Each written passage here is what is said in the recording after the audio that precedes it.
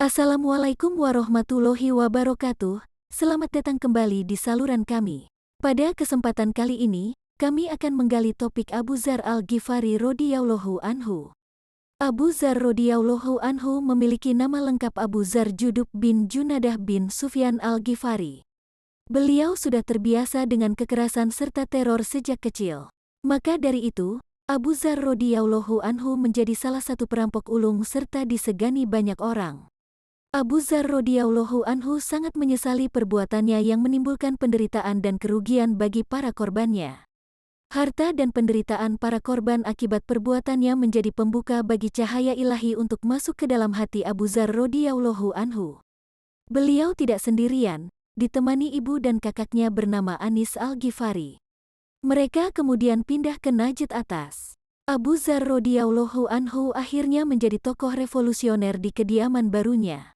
Beliau menciptakan banyak ide revolusioner. Namun, sayangnya ide tersebut ditolak oleh masyarakat setempat. Akhirnya Abu Dzar radhiyallahu anhu hijrah ke Mekah.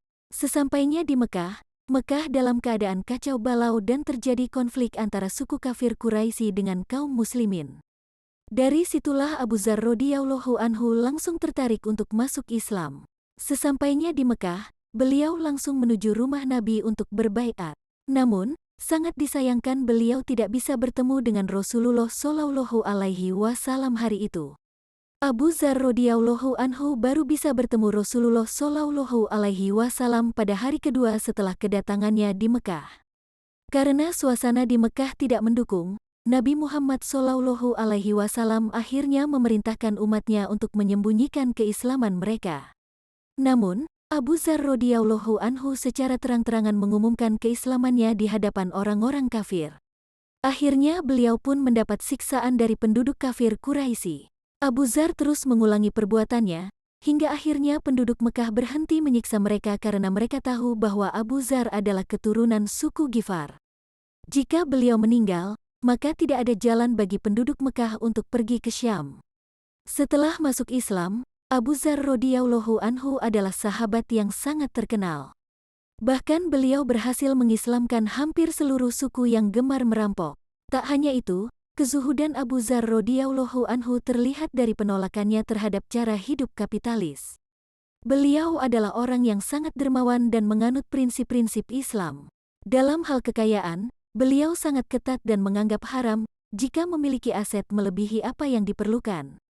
Sahabat Nabi yang paling miskin bila dibandingkan dengan sahabat lainnya adalah Abu Dzar Al-Ghifari radhiyallahu anhu. Beliau amat hati-hati dengan kemewahan dunia dan kepemilikan harta. Meskipun Abu Dzar radhiyallahu anhu dikenal sebagai sahabat yang paling miskin, tetapi Rasulullah Shallallahu Alaihi Wasallam tetap memerintahkannya untuk bersedekah.